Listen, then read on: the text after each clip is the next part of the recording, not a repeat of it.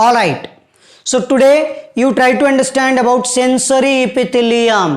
नाम से आपको ध्यान में आ जाएगा. डायरेक्टली मैं सेंसरी इपिथेलियम स्टार्ट कर रहा हूं. ये टाइप्स कंप्लीट करने के बाद हम रिवाइज करेंगे. सेंसरी इपिथेलियम देखो, इसमें कुछ भी नहीं है, ये इलोंगेटेड टॉल कॉलम लाइक है. That's why these are modified columnar epithelium. और नाम है सेंसरी, मतलब सेंस ऑर्गन्स के अंदर होते हैं. Finished. Sensory epithelium is modified columnar epithelium.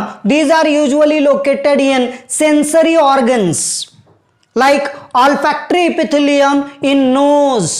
Nasal epithelium में होते हैं sensory epithelium for sense of smell.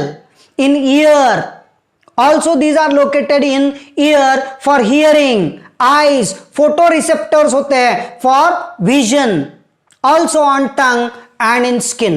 So sensory epithelium are located in sensory organs, most probably in eyes, ear and nose.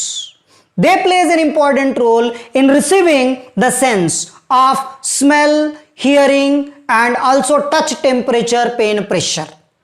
Clear? So this is about sensory epithelium. Glandular epithelium. Glandular epithelium are located in glands. Glandular epithelium मतलब glands बच्चों, glands, जिसको हम या तो मराठी या तो हिंदी में बोलेंगे ग्रंथि. ये कोई भी सेल हो सकती है, टिश्यू हो सकता है, ऑर्गन हो सकता है. Gland is any cell, tissue और organ secreting number of chemicals. जो भी ऑर्गन, टिश्यू, सेल्स हमारी बॉडी में अलग अलग केमिकल्स रिलीज करते हैं, दैट आर कॉल्ड ग्लैंड्स. जैसे आंख में होते हैं टीयर ग्लैंड्स, मुंह में होते हैं सलाइवरी ग्लैंड्स, स्किन में होते हैं sweat glands, sebaceous glands, mammary glands. ये बहुत सारे ग्लैंड्स होते हैं ना. तो ग्लैंड्स के अंदर अगर ये इपिथेलियल सेल्स है, मतलब होते ही है, so these are called glandular epithelium. So glandular epithelium nothing but the glands and these are of two types. Mainly depending upon number of cells, cells के नंबर के हिसाब से.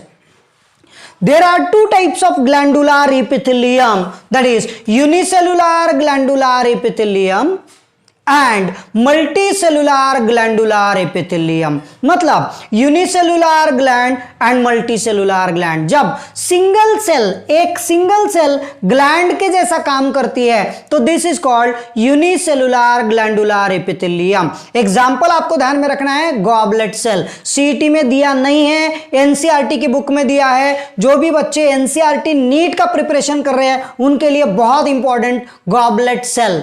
स्टमक और इंटेस्टाइन के लाइनिंग्स में होते हैं goblet cell, secreting mucus.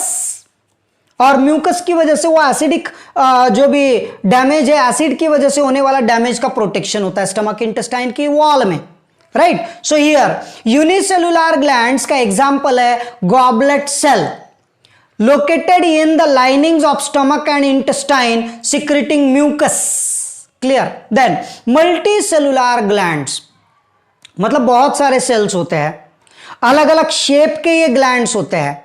And depending upon their secretions, either anywhere in the body, into body cavities और डायरेक्टली इनटू ब्लड. कुछ ग्लैंड्स में ओपनिंग होती है, special opening called as duct.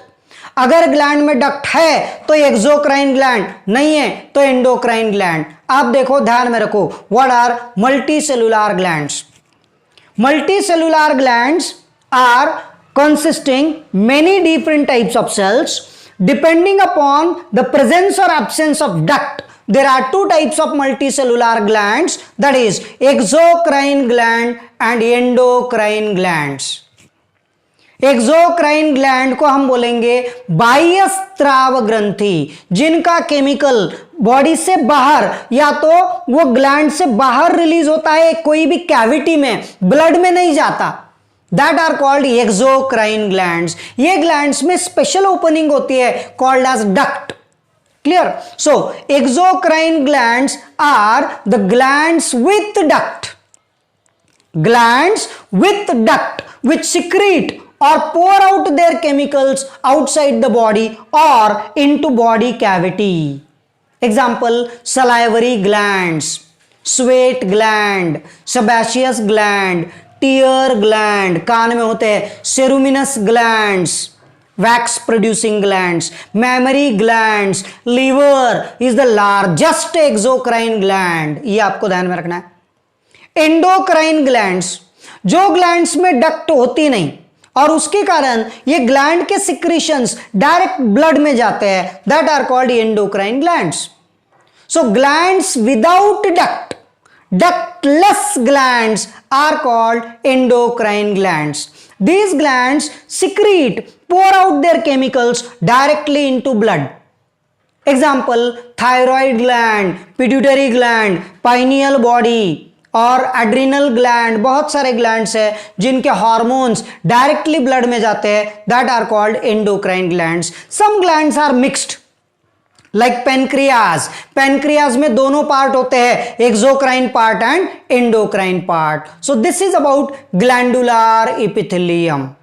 Then about germinal epithelium, ये जो होते हैं ना germinal epithelium are located in sex organs और reproductive organs. They undergo meiosis division to produce germ cells like sperms in male and egg और ovum in female, right. So these are haploid gametes, तो ये produce होते हैं germinal epithelium से। These are located in testis and ovary. All these are the types of simple epithelium. पूरे 7 types हमने पढ़े हैं, squamous epithelium, cuboidal epithelium, columnar epithelium, ciliated epithelium, sensory epithelium, glandular epithelium and germinal epithelium. आपको 1 bye 1 बहुत अच्छे से location, structure, functions, diagrams ध्यान में रखना है, right. Then about compound epithelium. Compound epithelium is that in which cells are arranged in multiple layers. यहां पे ऐसे होता है जो पूरे नीचे वाले newly formed cells arising from the basement membrane, and these newly formed cells are resting on the basement membrane. These cells have a nucleus, but older cells ऊपर जाते हैं and उसका nucleus भी degenerate होता है. So the cells at the upper level are non-nucleated, enucleated, while newly formed cells are present near the basement membrane and this is called stratum germinativum. ये important characteristic features है compound epithelium में. Compound epithelium is that in which cells are arranged in multiple layers. In all these cells, the lower layer cells are resting on the non-cellular basement membrane. These cells or initial newly formed cells have a nucleus, but the cells in the upper layer do not show any nucleus. These cells are called stratum germinativum, right? There are 2 types of this compound epithelium. These are stratified epithelium and second transitional epithelium. Stratified epithelium मतलब ये multiple layers में है. Basal cells are with nucleus called as stratum germinativum. Upper cells are without nucleus called as stratum corneum. These cells, stratified epithelium is usually located in the surface where the friction occur, that is in the esophagus. The epithelium of the skin, also esophagus, then rectum, vagina के ये पूरा linings में होता है stratum germinativum, मतलब ये cells stratified epithelium. Now transitional epithelium, transitional epithelium में देखो पूरे सेल्स है, all these cells are similar to that of the stratified epithelium, but these cells can change their shape depending upon the degree of tension. So where the stretch is required these cells are present, like in the linings of urinary bladder. Urinary bladder is internally lined by transitional epithelium.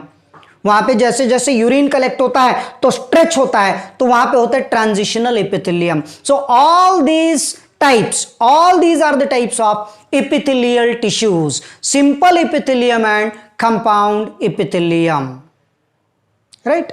Next lecture में हम पढ़ेंगे, next video में पढ़ेंगे हम cell junctions.